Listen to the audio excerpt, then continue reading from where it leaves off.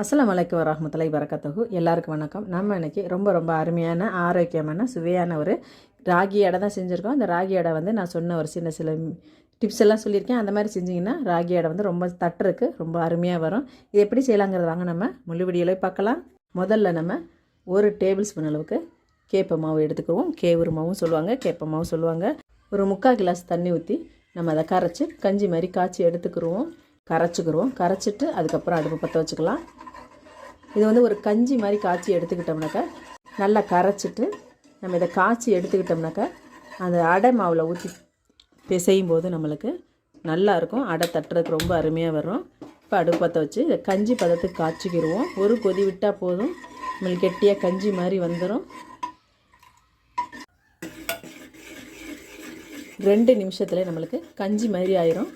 போதும், இந்த மாதிரி கஞ்சி மாதிரி லைட்டாக கொதிச்சா போதும். இப்போ நம்ம அடுப்பு ஆஃப் பண்ணிடலாம். இது ஆறட்டும். ஆறுறதுக்குள்ளே நம்ம மாவுலாம் என்னென்ன பொருளுக்கு போட்டு ரெடி பண்ணி பார்ப்போம். மாவு சேர்க்குறத பார்க்கலாம். 1/2 கப் அளவுக்கு கேவுரு மாவு, கேப்ப மாவு எடுத்துருக்கேன். நீங்கள் ஒரு பாத்திரத்தில் எதில் வேணால் அளந்துக்கிறங்க. இந்த மாவு வந்து நம்ம ஏன் வந்து 1/2 கப்பில் எடுக்கிறோம்னாக்கா நம்ம போடுற காய்கறி வந்து அதுக்கு கரெக்டாக இருக்கும். இல்லைன்னா தட்டும்போது காய்கறிக்கு அதிகமாக இருந்துச்சுன்னா விடிச்சிரும். அதுக்காக தான் நம்ம சொல்கிறோம். இப்போ வந்து ஒரு சின்ன பீட்ரூட், இவ்வளோ பெரிய பீட்ரூட்டை நான் திரிய வச்சுருக்கேன். இந்த பீட்ரூட்டை வந்து நம்ம சேர்த்துக்கிடுவோம். அதே மாதிரி கேரட் வந்து ஒரு சின்ன கேரட்டில் பாதி திரிய வச்சுருக்கேன், அதையும் நம்ம சேர்த்துக்கிடுவோம். பச்சை மிளகா சின்ன பிள்ளைங்க சாப்பிடுவாங்கன்றதுனால நான் வந்து ஒரே ஒரு பச்சை மிளகா மட்டும் சேர்த்துருக்கேன். பெரியவங்க நல்லா காரம் சாப்பிடுங்க, நிறைய சேர்த்துக்கலாம். ஒரு பச்சை மிளகா சேர்த்துருக்கேன். ஒரு வெங்காயத்தை கட் பண்ணி வச்சுருக்கேன். அதை நல்லா பிசைஞ்சிட்டு சேர்த்துக்கிடுவோம். ஒரு கைப்பிடி முருங்கைக்கீரை. நம்ம வெறும் முருங்கைக்கீரை மட்டும் போட்டு செய்யலாம், நல்லாயிருக்கும். ஆனால் காய்கறி போட்டு செய்யும்போது இன்னும் ரொம்ப நல்லா டேஸ்ட் ரொம்ப நல்லாயிருக்கும், உடம்புக்கும் நல்லது. அதே மாதிரி ஒரு 1/2 ஸ்பூன் அளவுக்கு சால்ட்டு சேர்த்துக்கிறேன். பார்த்துட்டு போட்டுக்கலாம். நம்ம நெருன்னு அரைச்ச காஞ்ச மிளகாயை ஒரு 1/2 ஸ்பூன் அளவுக்கு சேர்த்துக்கிறேன். காரம் நீங்கள் உங்கள் விருப்பத்துக்கு தகுந்த மாதிரி கம்மி ஜாஸ்தி சேர்த்துக்கிறங்க. இப்போ நம்ம இது எல்லாத்தையும் ஒரு தடவை நல்லா எல்லாத்தையும் கலந்துக்கிறோம். கலந்துட்டதுக்கப்புறம் நம்ம கஞ்சி மாதிரி காய்ச்சினதை ஊற்றி பிசைஞ்சுக்கிறோம். ரொம்ப நல்லாயிருக்கும், தட்டுறதுக்கு ரொம்ப நல்லாயிருக்கும். நம்ம அந்த மாதிரி கஞ்சி மாதிரி செஞ்சுட்டு நம்ம இதில் சேர்த்தோம்னா தட்டுறதுக்கு நல்லாயிருக்கும், நம்மளுக்கு உதிராமல் இருக்கும். இதை நல்லா கலக்கிடுவோம். எல்லாமே உப்பு எல்லாத்த இடத்துலையும். மாவு காய்கறிங்க எல்லாத்தையும் நல்லா கலக்கியாச்சு. உப்பெல்லாம் வந்து எல்லா இடத்துலையும் கலங்குற மாதிரி கலக்கி விட்டுருவோம். கலக்கியாச்சு. இப்போ நம்ம காய்ச்சின கஞ்சி அது கூட சேர்த்துக்கிறோம். இந்த கேவுரு கஞ்சி இந்த மாதிரி காய்ச்சி நம்ம சேர்த்து செய்யும்போது அடையும் நம்மளுக்கு சாஃப்டாக இருக்கும். இப்போ நல்லா பிசைஞ்சுக்கலாம். பத்தலைன்னா நம்ம தண்ணி தொளிச்சிக்கலாம். நல்லா சப்பாத்தி மாவு மாதிரி பிசைஞ்சு எடுத்துக்கிடுவோம். அப்போ தான் நம்மளுக்கு தட்டுறதுக்கு நல்லாயிருக்கும். அதிகமாக தண்ணி ஊற்றிடாதீங்க. இப்போ நம்ம ஊற்றின தண்ணியே வந்து அந்த கஞ்சிக்கு கரெக்டாக இருக்குது.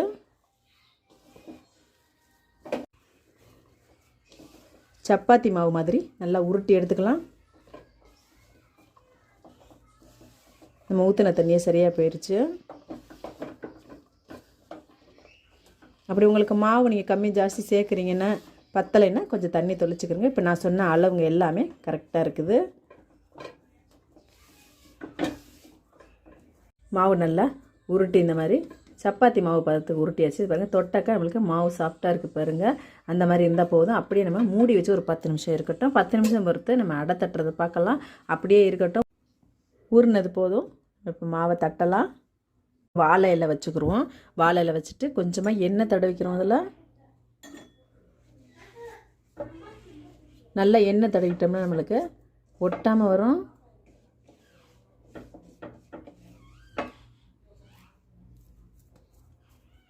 அப்படியே அந்த மாவை வச்சு அப்படியே நம்ம மேலே ஒரு இலை வச்சு அப்படியே நம்ம சப்பாத்தி மாதிரி தேய்ச்சிக்கிடுவோம். இப்போ நம்ம மாவை வந்து ரவுண்ட் ஷேப்பில் வச்சுக்குவோம். வச்சுட்டு மேலே ஒரு இலையை, அதே மாதிரி ஒரு துண்டு இலையை எண்ணெய் தடவி அந்த இலையை அது மேலே வச்சுட்டு ஒரு சப்பாத்தி கட்டை வச்சு மெலிசாக தேய்ச்சிக்கிடுவோம். எந்த அளவுக்கு மெலிசாக தேய்க்க முடியுமோ அந்த அளவுக்கு நம்ம மெலிசாக தேய்ச்சிக்கலாம். முத்தாக இருக்க வேணால், முத்தாக இருந்தால் நம்மளுக்கு வேகிறது கஷ்டமாக இருக்கும். சும்மா லேசாக அப்படி தேய்ச்சிங்கனாக்கா நம்மளுக்கு உருண்டையாக வந்துடும்.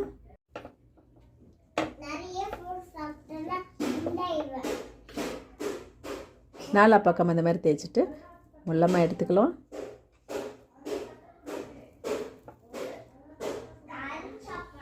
அப்படியே வச்சுட்டு நம்ம கொஞ்சம் நெஞ்சம் அந்த ஓரத்துல எல்லாம் ஷேப் நல்லா இல்லாமல் இருந்துச்சுன்னா அதெல்லாம் நம்ம சரி பண்ணி விட்டுக்குருவோம். பார்க்க அழகாக இருக்கும்.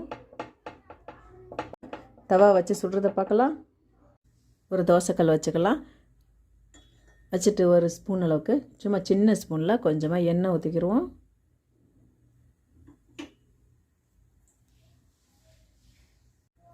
தட்டுன அடையை அப்படியே நம்ம அது மேலே சேர்த்துக்கிடுவோம். அப்படியே கொஞ்சம் நேரம் இருக்கட்டும். கொஞ்சம் நேரம் பொறுத்து நம்ம எடுத்தோம்னா இலை தனியாக வந்துடும்.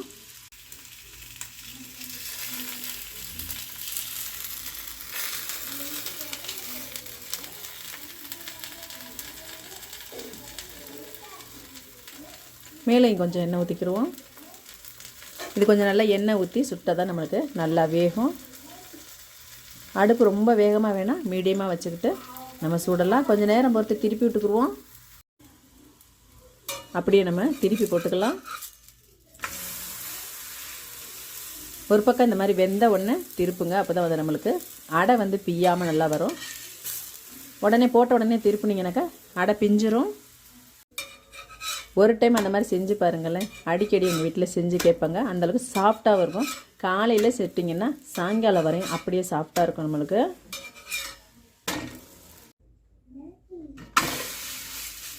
கொஞ்ச நேரம் அப்படியே இருக்கட்டும். நம்ம திருப்பி போட்டுக்கலாம்.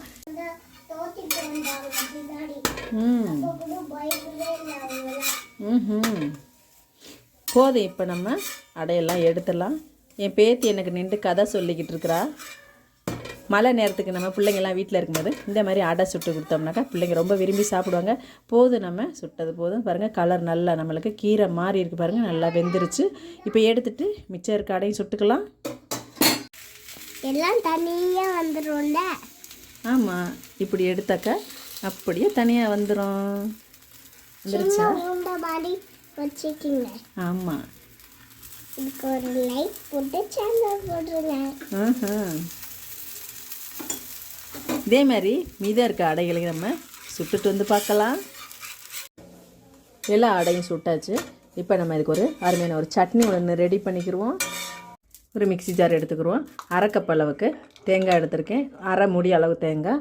அது கூடவே 1 டேபிள் ஸ்பூன் அளவுக்கு பொட்டுக்கடலை சேர்த்துக்கிடுவோம், உடச்சக்கடலை. அது கூடவே கொஞ்சமாக கொத்தமல்லி தழை இலையை சேர்த்துக்கிடுவோம். சட்னி ரொம்ப டேஸ்ட் நல்லாயிருக்கும். பச்சை மிளகா பெருசாக இருக்குது, அதனால் நான் 1 மிளகா சேர்த்துக்கிறேன். நீங்கள் காரம் நல்லா சாப்பிடுங்கன்னா இன்னும் கூட சேர்த்துக்கலாம். இதில் நம்ம கொஞ்சமாக உப்பு போட்டுக்கிடுவோம். ஒரு 1/4 ஸ்பூன் அளவுக்கு கல் உப்பு சேர்த்துக்கிறேன். சேர்த்துட்டு இதை நம்ம கிட்டி அரைச்சிட்டு வந்துடுவோம். அரைச்சிட்டு வந்து ஒரு சின்ன தாளிப்பு கொடுத்துக்கலாம்.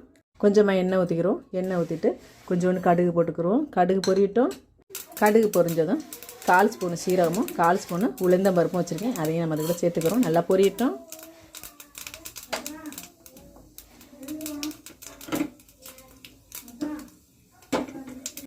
பொரிஞ்சாச்சு.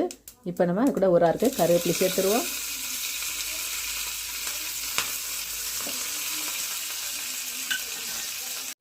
அரைச்ச சட்னியை தாளிப்பில் ஊற்றிடலாம். அவ்வளோதான், நம்மளுக்கு கம கமன்னு வாசனையாக ஒரு சட்னி ரெடி ஆயிடுச்சு. உப்பு செக் பண்ணி பார்த்துக்கிறோங்க. நம்மளுக்கு ரொம்ப அருமையான ஒரு சத்தான கேவுரு அடையும் சட்னி ரெடி ஆயிடுச்சு. நீங்கள் இதே நான் சொன்ன அளவுகளோட செஞ்சு பார்த்துட்டு அம்மாவுக்கு லைக் பண்ணுங்கள், கமெண்ட் பண்ணுங்கள், சப்ஸ்கிரைப் பண்ணுங்கள். சப்ஸ்கிரைப் பண்ண எல்லாரும் அம்மா வீடியோ தொடர்ந்து பார்த்துட்டு வாங்க. ரொம்ப ரொம்ப நன்றி.